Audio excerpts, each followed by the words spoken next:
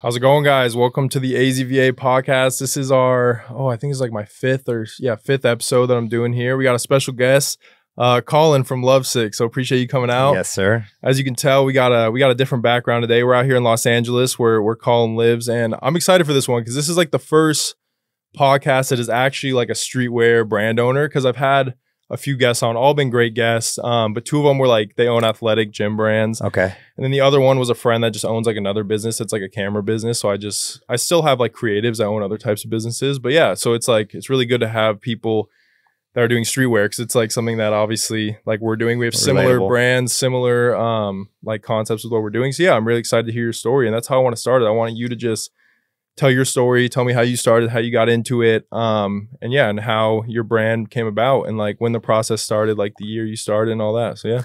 I appreciate you having me on. Obviously love talking about the brand and connecting with somebody like you that's doing something similar. Quickly before I get into it, it is, as you know, as an entrepreneur, especially in this space, you feel alone most of the time. So it's cool connecting with somebody doing the same thing because you can understand, like, we kind of understand what we're going through. Yeah, 100%. But yeah, I'm Collin, brand's LLOVESICK, double L. Fashion has always been just something that's like been around me. I've never like always been into it. I didn't know I wanted to do this up until I fucking started it.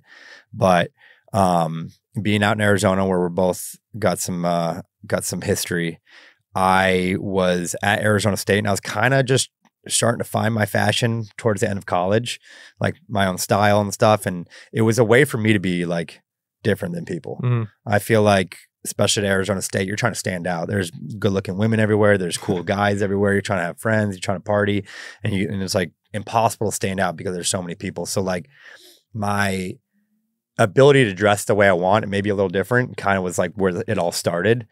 And then I was coming out to California every other weekend to visit my buddy after we graduated. He was out in the South Bay and we were at No Vacancy one night over in West Hollywood, which is a club. And some guy was wearing a jacket that I liked. So I gave him a comment and we started chatting. This was 2015. And it just so happens that he employed one of my college teammates that I played lacrosse with at Arizona State. Okay. And so we immediately bonded over that. And then he was like, I'm starting a brand. I need a young guy. Would you be interested in interviewing? And I was like, fuck yeah, but I live in Arizona. And he's like, that's all good. Come out. So I came out 2 weeks later, interviewed, and I moved out probably 4 weeks later. And what brand was that? Minimal. Okay. MNML. They the one that's like jeans. The big online. They're huge online now. Yeah. They're big brand. So I started working for them, social media, wholesale. And did that for a few years, didn't make any money, but learned a lot. Loved the whole industry. I loved just being engulfed and like encapsulated in that. And then wasn't making any money. So I went and chased money and left and went medical sales. And I was like, okay, I'm going to climb this corporate ladder. I'm going to make this money. Because when you're young and you don't have money, it's like literally all you can think about because you're trying to do fun shit and you can't do it. So got into medical sales, started chasing the bread. And within about a year and a half, I was like, I made a terrible decision. Like I'm miserable. Waking up with massive anxiety, just not being happy, super unfulfilled. So I was going through that life every day of just like, I had money, I had my own apartment, I had 2 cars, but I was super unhappy. I was also seeing a girl who probably the first girl I ever really wanted to date, being 28, 29. And I kind of fell in love with her, probably because she didn't love me.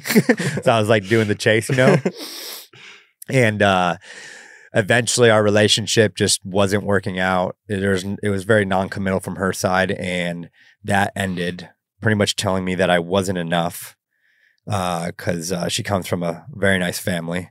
And when those two things were like happening to me, the breakup and then me like waking up every day just with the anxiety that I have, I just was in like a space that I had never felt before as like a young man, feeling like I had nowhere to go, feeling like I had no future, just like crippling. And I just had an epiphany one day, man. Of sitting in it. I sat in that feeling for almost a year. like almost a year and a half, probably. I sat with that and just dealt with it and was thinking, what can I do? What can I do? And then I had an epiphany. I was like, dude, I don't want to wake up and be like 40 years old and have my kids resent me because I hate my job, have my wife resent me. I just didn't want to be that guy. So I was like, the medical sales, I can't do this. I got to find a way out. Started applying to like random ass jobs like on Goat, Hype Beast, all these things, and denied from everything because I was in medical sales. They're like, who is this kid? And then, like I said, about a year and a half of doing that shit, just kind of aimlessly thinking about it, knowing I wanted to get back into fashion. My mom and my middle sister were like, hey, you should just do something on your own. Just try to make something on your own. And I was like, there's no way. I can't start an LLC. I can't do that. I was super immature then. I didn't have confidence. Many things held me back from like making those first steps, which I think you can attest to. Yeah. That jump of like saying I'm really going to do it is the hardest part. Yeah, 100%. Because you got to be vulnerable, not only to yourself, but your friends, the people that care about you, people that you don't care about, but know they're watching you. And you're like, hey, I'm starting a brand. I don't have anything, but like support me. That's like a big ask. And most people won't do that just because it's like you're putting yourself in a position where people can make fun of you, people can talk about you, and people can judge you. And people hate that. And so that's what I was really scared of. And then one night I was just tipsy on my couch. And I was like, fuck it. I'm just going to say it. And I put a little post online on my story, on my Instagram story, and said, hey, I'm going to start a brand called LOVESICK. I don't have clothes. I don't have products. I don't really have anything to give you, but I'm going to start this page. If you want to follow me, I would appreciate it. And hopefully down the road, I'm going to release some things. And over the next 6-7 months, I just was a savage on Instagram, liking, unliking, following, unfollowing, commenting, trying to just create this like vision of a lifestyle on the page. Cars, money, girls, vacations, houses, trying to create like an inspo page basically. And so I was doing that from probably middle of 2019 to like mid 2020. COVID came. It was October of 2020. And I was still doing medical sales, and I was kind of working on LOVESICK, doing sketches, had a name, didn't really have much because my job was pretty demanding. And then I got furloughed from my job. And instead of getting furloughed, I was like, hey, I'd rather just take a severance. I'm not happy, blah, blah, blah. They granted it, packed up my car, drove to South Carolina where my dad lives. And I stayed out there for probably 4 months. Didn't talk to anybody, kind of changed everything I was doing. Worked on a business plan, worked out what kind of products I wanted to launch, worked out financing. I had saved money from about a year of just chilling at my house because I knew I wanted to make a change. So I kind of was setting myself up before that. And then 4 months later, I drove back to Arizona. I took a month to prep, and then I launched in February of 2021 with 2 hats and 2 shirts. It's really similar to when I launched. Really? July of 2021 is when I launched. Yeah. So similar beginnings. And similar story too. Yeah. Do you have anything else you want to talk about that? I mean, I can give you the synopsis of the name. Yeah. I was actually going to ask that. Yeah. Like where the name, is it from that breakup? Or what is the LOVESICK? It's a combination. When I was going through that shit, I was unfulfilled. I felt empty. I felt like I didn't have things. I felt like I didn't have companion. I felt like I had no fulfillment. I felt like alone in a lot of areas. I have great friends and family, but you know, when you feel a certain way, a lot of times you can feel like no one's around you when you have, especially when you have a lot of support. Sometimes it feels like there's no support.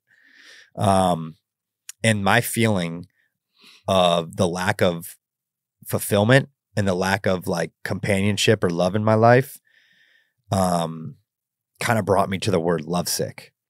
And the word lovesick is to mean sick, is to feel sick without something. And for me at that time, I was sick without fulfillment, and I was sick without, you know, a girl in my life, but more so companionship. Yeah. And those two things just put me in a corner that I have never, ever been in before. I was massively depressed and just didn't know where I was going. So my idea was lovesick is to feel sick without something. And that's what I was sick without. I was sick without that fulfillment in my life and a companion. And so for people to relate to the brand, it's them kind of being vulnerable with themselves and saying, hey, I'm buying Lovesick and I love the product and I think it looks cool. But like, I connect to this because I'm also going through what he was going through. I also don't like my job, but I love photography and I'm not really chasing it.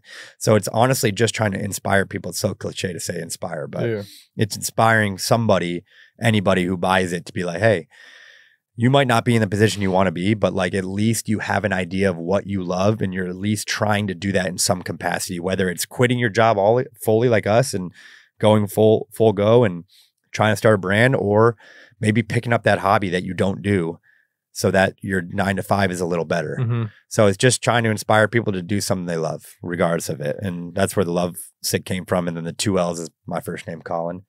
Put a little spice on it, add the double L, and it kind of makes it my own. No, that's a great story, man. And it's one of those things too where I feel like a lot of people, it's good for people to hear that. Like, that's the reason I have this podcast. Like, I want people to hear these real stories of how these businesses started. So I think a lot of people think that it's just like it happens instantly. And it's like one of those things where it's a long haul, it's a struggle, and it's like you have to really be truly passionate about it, but it pays dividends and it gives you like a life that you want to live. And that's 100%. A lot of people that people are scared to do. Cause like even me, I had the same exact story as you pretty much, like obviously different components, but like I was in a 9 to 5. I was working on AZVA on the side. And yeah, you just stay true to it. You consistently work on it and things work out. And no one's going to have it all figured out. Like, right when you start, you just learn from mistakes. I still don't have it figured out, bro. Oh no, I don't either. And I guarantee people like the owner of Rude, I guarantee he doesn't have never he's going have through it. His own shit. Yeah, you never have it all figured out, and you're always learning. But at least you're doing like something you care about and something you love, and like, no, that's a great story, and that's really cool about like the meaning of it. And it's like it's good when you start a brand, in my opinion, to have your brand be something that's like true to you and mean something to you, because it makes it unique. Like my brand AZVA comes from like how I started it. Like Arizona's in my name. I'm from Arizona. The VA was, I don't really tell many people this because it's just like, I don't do vintage anymore, but it was like my 14-year-old self. I was reselling vintage from Goodwill's, and like, that's how the AZVA came up. It was like Arizona Vintage Apparel at the time. It was like my little Instagram page. And I wanted to keep those roots, but then change it to a streetwear. So that's why I just made an acronym. But it's like, yeah, it's just like keeping something that's true to you makes it unique, as opposed to just like putting random words together. It just makes it so much of a more real, genuine experience. Like people want authentic, it to be 100%. Authentic. They want it. Like anything I learned from my past jobs in fashion, or just like learning about fashion or learning about brands that stick around, is like they got to have a real meaning. If you're trying to just print and sell and make money, you could probably hit a trend and make some cash for a year or two. Longevity though. But like, you got to keep people in your community, and 100%. The longevity is probably not going to be there. And that's, I think, why we've had success is because there's real meaning behind not just the name, but the brand. Like there's a story behind it, and that's what people want. Like we were talking about, just like creating and like telling the story. You doing this podcast is so pivotal for people like me. Like you asked me and I jumped on it because I want to be able to tell the story. And 100%. The more you're able to tell it, the more people it can reach and the more people you can relate to. And I think that's really the basis of building a brand. I'm so new to this. It's my first time. I don't have the answers, but I truly believe that is the base of like a successful brand, is the story and the meaning behind it. Yeah. That's another reason why I like doing this podcast. Like people like me and you, we can like kind of help each other out in certain ways. Like you have strengths and some people have different weaknesses. And that's what I even learned with the last guy I just connected with. I was out in Austin, Texas with a guy that owns Squid Hoss. It's like an athletic brand. He's like big on TikTok. And we were just like giving each other, like he's really good at organic and I'm really good at ads. And we were kind of like bouncing it off each other. And that's another thing I want to say, like, thank you for. I actually, before I got into Instagram ads, because I started with TikTok ads, I DM'd you. I don't know if you remember this. It was like a while ago. I don't know if I DM'd you on my personal account or my business account, but I was getting your ads everywhere. And I was like, this guy's like killing it with the ads. And like, I see everyone, every time I go out to Old Town, to the bars, I'm seeing a bunch of people wear his hats. I'm seeing people at the gym wear his hats. So I hit you up. I was like, yo, like, how are you doing all these ads and shit? And most people, like, obviously, and this was when my brand was like, please tell me I responded. Yeah, you did. Okay, no, you did. You did respond, and you gave me some like free game. And that's like something that I like really respected, because most people wouldn't do that. And I always try and do that to people. Like when people hit me up, I try and give them as much advice as I can without giving away like my secret sauce, you know, but it's like, I still want to help people and give people advice. And like, I really appreciate it when you did that. But yeah, it's cool. It's all, dude, it's like you have your brand and the name and the popularity because of what your brand is. Yeah. I have mine because of what my brand is. Although we have similarities, like there's no reason for us not to help each other, right? Sure. Like Joe Rogan says it all the time with his like comedian friends that like before he started, I guess, his podcast or whatever, that comedians were always competing. And it was like, if, oh, he got a spot, that's hurting me. But like now he's talking about bringing everybody together and helping each other and like helping each other with bits. But this is the same thing, helping each other with ads, helping each other with organic growth, helping each other with design questions or manufacturing. There's no reason not to help each other. Yeah, 100%. Like there's no reason. And especially for guys like you and me, we're young in this game. Yeah. And we need all the help we can get. We don't have the answers. And like, if we both have these successful brands that are kind of coming up, there's no reason not to help each other. Yeah, 100%. Yeah. And it's just good rapport, man. Like, who knows where we're both going to be 5-10 years from now. And like, if we're both at the top, we can look back and be like, dude, remember? Oh yeah. Oh yeah. I want to switch to the hat you're wearing. So it looks like you landed a pretty big collab. That's really sick with the Arizona Coyotes. I mean, any collab with any professional sports team is amazing. So yeah, tell us about, you don't have to tell us like specifically how it happened, but I've been in conversations with like the Suns and the Coyotes and we're trying to work stuff out with them. So it's cool to see like something launch and it looked really good. Like that hat looks sick. Thank you very much. I'm definitely going to need one of those. Yeah. But yeah, tell us like, you don't have to obviously give like, I called this guy and you know, but it's like just how that happened. And like, is it going to be in the team shop? Is it going to be online? Like, how are you guys going about that? It looks really good though. Yeah. Obviously we talked about before on the pod that we both have history in Arizona. I went to school there. One of my ideas with the brand, you know, I don't have any fashion experience. So I was watching a lot of YouTube videos back in the day on like how to have a successful brand, watching a lot of Jerry Lorenzo, the guy at Off-White, I forget his name. Virgil. Amir, all those guys are like my favorite dudes. And Jerry said something that when he was starting his brand, granted he had a famous dad, but he was a club promoter and he would bring out the products to the club when he was a promoter and he'd give it to like these guys he was around that were paying for tables. They started wearing it. And then other people in the club like, oh, those guys are wearing that brand. Like, what is that? So my idea was like, okay, how can I do that with my history? I was like, I worked at my nightclub. I worked at District Nightclub. If I just give these bottle girls, these managers hats, they wear them. All these kids that go out every single weekend and spend all their money on alcohol, they're going to look at the guy behind the bar who's, you know, talking to all the hot girls, serving up drinks and be like, oh, that's a sick hat. Yeah. Like, where'd you get that hat? So I just started doing that and flooding it. Dude, that's sick. That led to the owner of Bevy reaching out to me and was like, hey, I'm partnering with the Coyotes. We're trying to get more brands that are local to Arizona and that means something to the city to collab with. And so they reached out to me and I jumped on it right away. Oh yeah. 100%. So, this is the Lovers hat. Lovers is one of my most popular hats, but we wanted to do another version of it. So we made this hat. We have 3 Find Me in Arizona hats. We have an A-Sun hat, a pair of shorts, and 2 crew necks. The collab is going to be March 30th versus the Rangers. Oh, yeah. We have a private party in Scottsdale on the 29th for the collab or for the drop. And yeah, that's kind of how it came about. When I started this brand, I always had athletes in mind. Growing up, athletes inspired the shit out of me. I looked up to them. I wanted to be like them. I wanted to be an athlete. I wanted tattoos. I wanted jewelry. And so I thought that athletes inspire young people, not even young people, but people my age, your age, older men. You know, you see a 50-year-old guy rocking a Jalen Ramsey jersey. It's like, damn, that guy, you could say he doesn't inspire you, but you're wearing his jersey. Yeah. So like, I thought, if I market my stuff through athletes, people will want to wear it. People get inspired. OBJ wears a hat. A lot of 20-year-old kids are going to want that hat because OBJ is wearing it. So when a sports organization, especially from a Power 5, comes to you and goes, hey, we the Arizona Coyotes want to collab, it's like you don't even hesitate. Yeah, you're not even worried about. I said the same thing with my reps at like the Suns and the Coyotes. I'm like, I don't even care if I make money. This is just it ain't about money. It ain't about money. It's about just money. building that brand, getting the brand out there. It's not about money at all. It's just about the exposure. Yeah. It's an awesome opportunity too, right? Like you like sport. We all most guys like sports. So like a major sports organization comes up to you and says, hey, we want to do something with you. You say yes. Yeah.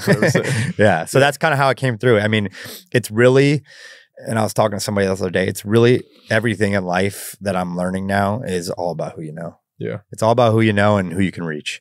And most of my successes have come from people I know or people that are willing to make introductions from me because of who I know. Yeah. And I don't know that many people, but it just depends on, you never know who's going to help you. So that's why you just got to be kind to everybody. Yeah. Yeah. You don't be a dick. Don't try to share. Don't try to keep all your secrets to yourself. Yeah. Like spread the wealth because you never know who's going to help you on the other end. That's a sick story too with that. And also like giving out the free stuff to people at the club. Cause like I did something similar with like, I wanted to get certain athletes in my stuff or certain like young athletes, like college, high school ones that are pretty big. And I'd give stuff to like their friends and then their friends, they would see their friends wearing it. And then it's like easier. They're like, oh, I see all my friends wearing it. It's like the same thing. So it's like, yeah, it's always about like getting your stuff out there, giving it out to people, like just making sure your stuff's being worn by people that have eyes on them. And that's like, I've noticed you've done a really good job of that. Like a lot of athletes wear your hats and no, that's something really I've sick. learned too with like Instagram. You know, when you have a personal Instagram growing up and you're not a popular guy, you're not famous or anything, you think nobody's obtainable. Like a guy with 1 million followers, like, no, I can't. Yeah. They're not going to respond. Once you have something that can offer somebody else something or is like a tool or something that's cool, you like maximize your ability to reach that person by like 10. Oh yeah, you'd be surprised.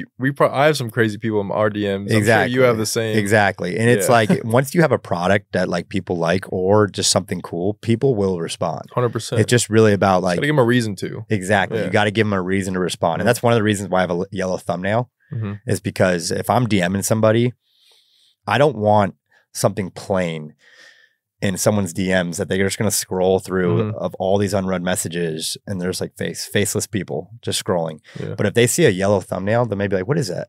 And they'll click on it and maybe they'll look, but it's just try to get an eye catcher. Giving some free game here. This is yeah. It's just like a tiny thing. And again, it doesn't work all the time, but I will definitely say confidently that I think that has helped me get into people's DMs. Yeah. And it's also a thing too, where it's like every time I've talked to someone that has a successful brand, it's like similar mentalities. It's like you are always thinking about what you can do to improve and you're always doing whatever it possibly could take to make it happen. Because if you're out there and you like right now you're watching this, you have a clothing brand, it's not working out for you and you've been doing it for a year straight, you're not doing enough. Like you have to be doing everything you possibly can, whether it's liking people's Instagram photos and getting eyes on it through that, commenting on people's photos, like you said, following, unfollowing, changing your thumbnail, like trying different things. Like it's just like, if you're not putting in the effort in every single aspect, then you're not going to get back what you give out. And it's like, you have to be doing whatever it possibly takes to make your brand successful. And 100%. That's what separates the people that like get past the barriers, you know, because even when you're at our level, shit's going to go wrong. And that's what I want to get into here is ask you a story about like something that just went wrong. Cause I love asking people that because it gives people a real story, because you're going to see the followers and the people wearing the stuff and the brand. You're going to think everything's going well, but there's always something that's like not going to be going as people would think like from the outside. But yeah, it's like just like one of the things that I've noticed that really separates people, like getting through those barriers, like even at our level or the next level or the level after that, we're always going to be going through stuff because cash flow gets harder.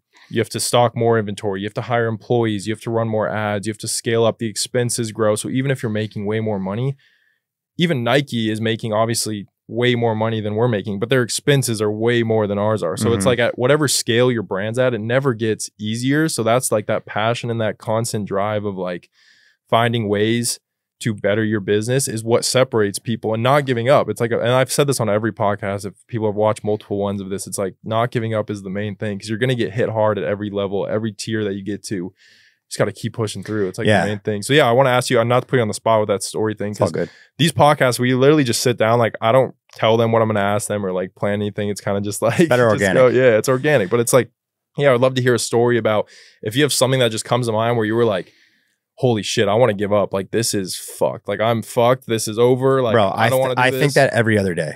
I do too. But I think it every other day. And I'm sure you can relate. Yeah. But I mean, going back real quick, putting in that work you were talking about, not only if people are listening, not only though, putting in that work, you really got to be honest with yourself, but like you got to make life sacrifices.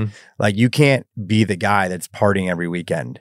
You can't like go on trips all the time. You can't do things that your friends are doing. You can't like, especially in the beginning, dude, you cannot do, even right now, I'm 3 years in and I feel like I do not have time for other shit. Yeah. Because I'm like, more money, more problems is a real thing. 100% is a real thing. And that's like growing up as a brand, you're starting to realize that.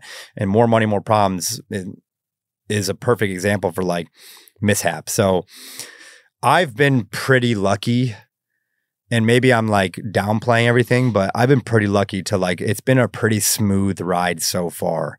I haven't had any legal trouble. Cash flow is always a problem. But the biggest issue I think I had was my first time doing overseas manufacturing. Yeah. I already know where this is going. Yeah, it's like the same. Last summer I did shorts, and first time doing overseas. They turned out well, but the communication is challenging. Difficult with overseas. You got to say it 7 times and you got to spell it out like the right way and break it down, because there is a language barrier at some point. And you almost have to be like, not mean, but like, you have to be stern. You have to be stern. Holy fuck, just do it the way I Yes, you have to be stern. Yeah, because like, they will just repeat themselves. Yeah. Because it's like there is a small language barrier, and like you got to be very like almost like all caps. Yeah. Like that's how you got to talk. Yeah. And last year it wasn't huge, but I got like 400, 500 pairs of shorts shipped to Maryland, and I'm obviously on the West Coast, and it was just like a communication barrier, and I don't know how it happened, but the shorts ended up in Maryland. It took me like 2 or 3 weeks to get them to LA, and then we had a pre-sale, and you know how pre-sale is with customers, and like they hate that. I'm pre-selling these right now. They're shipping tomorrow for everybody watching, but that's just like it can be a dirty game. Because people can wait, and then, you know, customer retention and like customer like happiness is super important. And I'm working on that as we speak. I'm trying to get better every day. But yeah, I mean, getting shit shipped from overseas to a different side of the country and not knowing where your product is, and not knowing if it's going to clear customs, and not knowing if it's actually going to even hit LA, not knowing if you're going to be able to sell it. Maybe it's a total loss because they are in China. You don't know if you can get that back. Like there is communication there where it's like, I might be fucked here. You really don't know. And eventually it obviously worked out. It took a couple delays to get it back to LA, but that's like been my biggest misstep. I mean, you said don't give up. I have a shirt that says don't give up, kid. I have a pennant in my room that I got from the flea market at the Rose Bowl. It says raise hell, kid. And it's above my desk, and I look at it every day. And when I have a bad sales day, I'm telling you, the world feels like it's crashing down on you. And I'm sure you've been there, but 100%. But I realize I have the same thing where it's like, yeah, a shitty sales day feels so. I used to get super down on myself and be like, oh my gosh, I just did $2,000 yesterday, $4,000, and now today we did 200. Like, how is that even possible? But it's like, I started to realize, I look at my things now that the longer you've been in the business, you start looking at it instead of like a day, you look at a week and then a month. And now I'm like at the point where I'm like, okay, 2021. I did this in sales. 2022, we did so much more. 2023, we did even more than that. Yeah, you just got to like take it year by year, month by month, not like every there's going to be ups and downs in every business. There's certain seasons that don't sell as well. Like obviously right after Christmas is going to be slow. Yes. Right after summer is going to be slow. Like there's times of the year right before Black Friday is going to be slow. And it's just like one of those things that you have to learn and realize through experience. And because at first it's like, oh, it feels like the end of the world. It's like, holy shit. I'm like, I just went from this high of making all this money and now I'm like losing money. It's like, and you go through that. It's part of any business owner, any other business owners out there, whether it's in clothing or not, like we all know this. So that's why it's good to have these conversations. Cause like when you're by yourself and like in those thoughts, it's like, oh my gosh, like I feel like my world's crashing. No one else knows what the feelings that we have. Like those days are so detrimental to like your mental health, especially as like a new brand owner. And now that I'm not gonna lie, I still go through them. Oh yeah, but like, me too. I'm learning how to cope better and realizing like the big picture and not breaking it down to day by day and having it affect my daily like routine or happiness or anything. But those moments, you just got to remember like not to give up, because I think, I don't know the numbers, but you know, a lot of businesses fail, in my opinion, because people quit. Yeah. They might be going through hard times, cash, negative, whatever it is, like whatever your issue is, it's the problem. But the issue is like giving up. And start spiraling, making bad decisions. Yeah. And then you make bad decisions. Then you're like, oh, fuck it. I'm going to go out tonight, or I'm going to like slack on this. And then one slack, now you're slacking on 5 tasks for the week. And it's like a bad spiral. So it's like, you got to have the mindset of like not giving up and not giving a fuck about anything else that is going to distract you. And what anyone thinks. Anyone thinks or distractions, because we started this because we want a different life, right? We want to like create something cool, but we also want to have freedom. Yeah. We don't want to be tied down. And the thing that terrifies me the most out of anything with like starting this brand is going back to a 9-to-5. Yeah. That shit, I'm getting chills right now saying it because it scares the fuck out of me. That people also ask me like, what's your biggest fear? It's like most people say like snakes, whatever. I'm like, a 9-to-5. Yes. That is like, we've experienced that before. We know what it's like. It's just like, and nothing against people that do have it, that enjoy it. Like owning a business is also not for everyone, because it's a lot of stress. It's like, it's not the glitz and glance what people think. Yeah, no, it's very mentally tough. So it's not to say like, oh, if you have 9-to-5, like there's nothing wrong with that. But it's just like for our personality types, it's like, it's very difficult.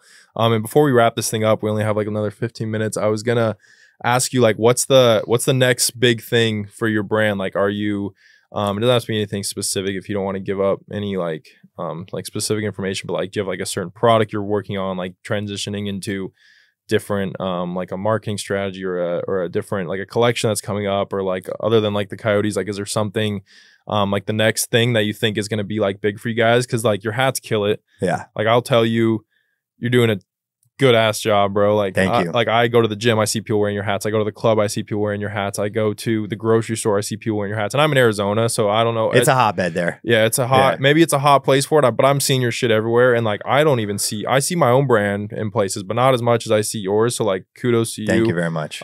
That's sick that you've been able to really get. And hats are something I've struggled with. Like, I want to get more into hats, and I haven't really found one that's hit. But like, let's talk about killing it. Yeah, you're killing it in that sense. Like the hats are everywhere. I'm seeing them everywhere. So yeah, I'm curious. Like, is there another, like the next big thing, another product that you're looking to get like on that scale of everything? Because like I'm seeing your hats everywhere, but like I'm curious if there's something that you're like the next thing that you're working on. Hats have always been, you know, I grew up playing lacrosse. Yeah. And you got some hair on you. Yeah. And like I used to have long hair, and hats are like, hats with hair is like, it's a good combo. It's a good combo. You know what I mean? And so I always wore hats. Yeah. And I love wordplay. And so that's why a lot of my hats have words on them, because I think wordplay is like a strong message, and people like kind of like portraying like a saying or something on a piece of clothing, whether it's the shirt that or the sweatshirt you're wearing, or it's the hat. So like hats have always come to me so easily, but like you said, other shit is very hard for me to do. Like I have zero confidence in making t-shirts. I don't know why, but I don't. It's just very hard for me to do. But upcoming, we've like mastered the hats. At least I think I have, but I can do better. And obviously we can always do better. But I'm trying to elevate this brand a little bit. I started with my own money. So I wasn't able to like make cut and sew out the gate. I wasn't able to make cool pants or like a jacket that I love. It takes time. You got to build a community. I just started like 2 years ago doing that, or not 2 years, 2 months ago doing that type of stuff. It's like, it takes a lot of time. Just because I can sell a $50 hat doesn't mean I can sell a $300 like coach's jacket. Racing jacket. Exactly. And you have to get the trust of your community with certain products for them to trust you with other products. So you got to take baby steps on your way up. All my friends are like, you should make this, you should make that, you should make that. I was like, dude, I got to run, or I got to walk before I can run. Because if I run, then I'm going to be broke. Yeah, you can't go from like hats to Balenciaga. Exactly. So what I'm trying to do is elevate the brand a little bit as we go. And this is kind of like a first piece. This knitted sweatshirt just dropped. Looks really nice. Last week. I got 2 colors, and this is like a slight elevation from what we've been doing from like our kind of standard box, or not box, but like blank hoodies that I've used with printing on them. So I'm trying to elevate it. The next big product, which is launching on March 12th, So mark your calendars, is the Lover denim. All right, do some jeans. Yeah, which I'm nervous about. Jeans are a niche product. I wouldn't be nervous, man. I released my first pair of jeans and they sold out in like a day, and I've never had a product sell out in one day. I've never had a product sell out in a day. But I only ordered like 100 units. Okay. So it wasn't like I ordered like thousands. 100 units is still a lot. No, it was a lot. It was like we sold them for like $100, like, or yeah, $110. So it was like, yeah, it was a nice little just boom, gone. Like I've never experienced that, and we're actually restocking them. But yeah, that's amazing. Congratulations. Denim is a good. People like denim. You'll be good. And so like the Lover denim is that next product that's kind of gonna elevate the brand, right? We go from hats to like fully custom jeans. And that product I'm hoping is we can take that, we can have success from that, and then we can make another type of pant, and then we can make a cool jacket, and then we can start really becoming a real fashion brand instead of just like hats and tees and shorts. Yeah. So that Lover denim is fucking huge. We just had a shoot yesterday. We have some cool like kind of guerrilla marketing videos we're doing with some content. And we're really pushing content heavy with this because I want it to be relatable as possible. I want that guy to not just go on my website and look at the jeans and be like, I want him to see it in a video, or I want him to see some guy wearing it or an NBA guy wearing it and be like, damn, content's hard. I can kind of wear that. Content's a struggle. Challenging. But like, I think making the right content around the product is like, you can do or die with whether you have success. Yeah. So that Lover denim is the next big thing coming. And then moving into next year, we're going to release a basics line. My hats are very loud. Yeah. And what I've learned over the last couple of years is that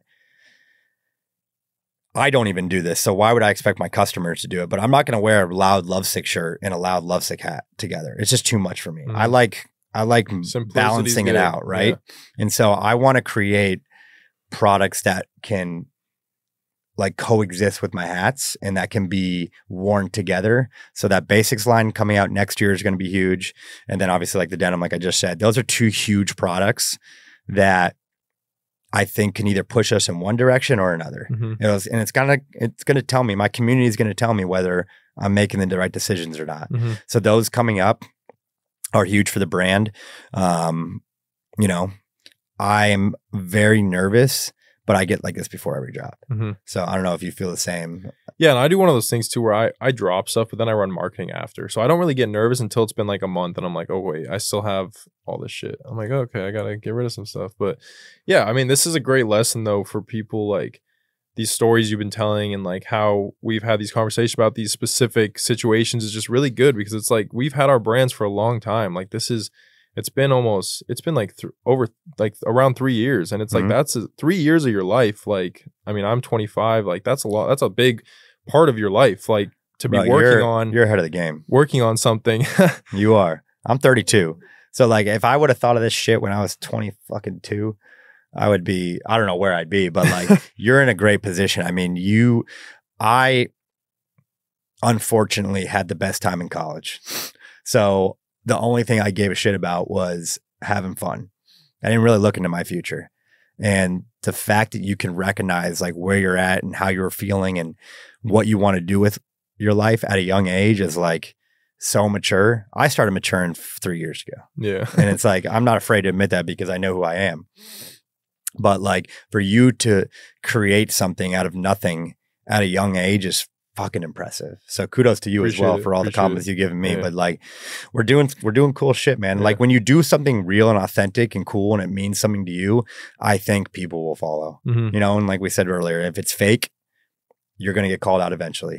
But if it's real, it's genuine, then you know, the sky is the limit. So whatever you're doing, keep doing. I mean, appreciate it. We're gonna continue to probably communicate and share game, but yeah, sorry, go ahead. No, go you please. No, I was saying, it's just a great like way for people out there that are feeling like struggling to make that jump and to go and like try something. It's like these are real stories. None of this is scripted. Like I literally just met him like 45 minutes ago, and it's just like we're telling each other stories about how we got to where we're at. And it's like I want people out there to realize you are so capable of doing the same exact thing. It's like, and people feel like they're not capable because they don't tap into a brand like ours until it's at 40,000 followers. But if you were tapped in when it was at 1,000, then you would feel like you're more capable. You would see the transition and it's like some people maybe were, but it's like I just want you guys to know that like no matter what, whether it's clothing or something else, it's like just really like go after your passion, because you only get one life. And it's like even like with us, we were both working 9 to 5s while doing our jobs on the side. Like I didn't just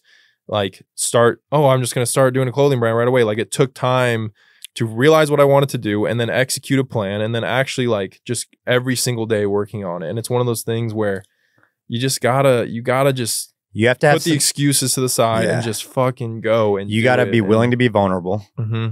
You got to kind of look in the mirror and like look at your current life. And it's like, okay, what do I want? And what am I doing that's kind of keeping me from that? And you got to make sacrifices. Like you really, I'm not saying cut out friends and stuff like that, but you got to tell people no a lot. And you're going to probably upset friends, and you'll probably lose some friends, and you'll probably lose people that you didn't think you're going to lose. But it is all for a better life. Like it's all for what you want. This ain't about anybody else except for you. So like if you, like you said, you're watching this and you don't think you're capable, shut down for 2 to 3 weeks. Take a look in the mirror and see who reaches out to you.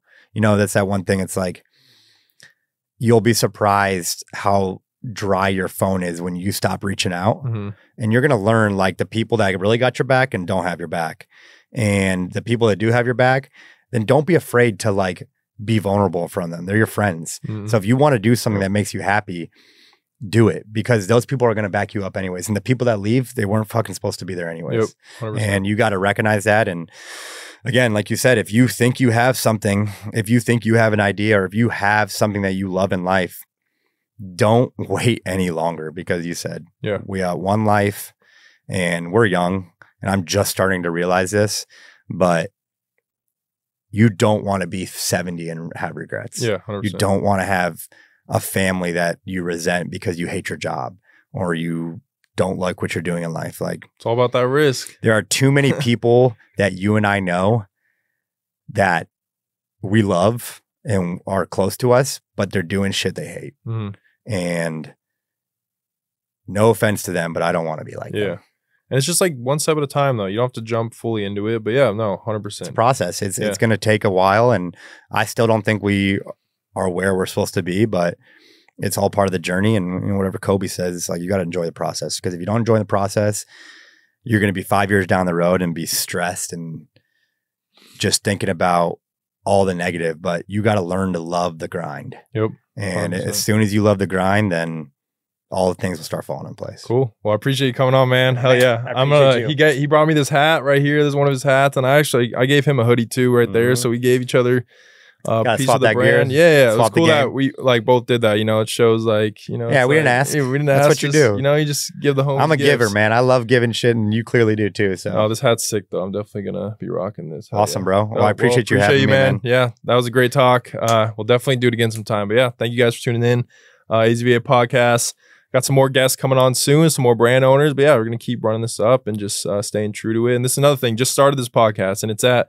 Like we just started this at 200 followers. So like you're going to see, if you didn't see the process of my brand, you're going to see the process of this. If you didn't see us grow our brands, watch this pod. And you can see the elevation of the work it puts in. You got to put the work in, but you see it growing from the beginning, then you're like, oh, even this, I'm doing this podcast where I'm investing money into this. Like these podcasts are expensive to make and I'm not getting anything out of it, but I'm doing it because I believe in myself and the vision. And I know this is going to be something eventually. And that's how you got to look at whatever you're passionate about. Like, be confident in it before it's something that's big, because you know, when it gets big, then you're going to look back and be like, yeah, I did this shit. I was confident from the beginning and I knew what I was capable of. But if you don't have that like mentality and attitude when you're going at it, it's just not going to work out the way you want it to. You got to be able to, you know, really work hard when you're not getting anything back in return. Be a savage. Just go for it. Just whatever else you got that's holding you back, like just tune it out and think about what you want in life and write that shit down. That's another thing. Write that shit down. Oh yeah. Whatever you need to do, write that shit down and look at that every day and then realize, what am I doing to meet that goal? And if you're not doing it, you're going to look in the mirror and you're going to be sad, or you're going to fucking go get it. So, Yep. Oh yeah. Well, cool. Appreciate you guys. Man. Yep. Thank you.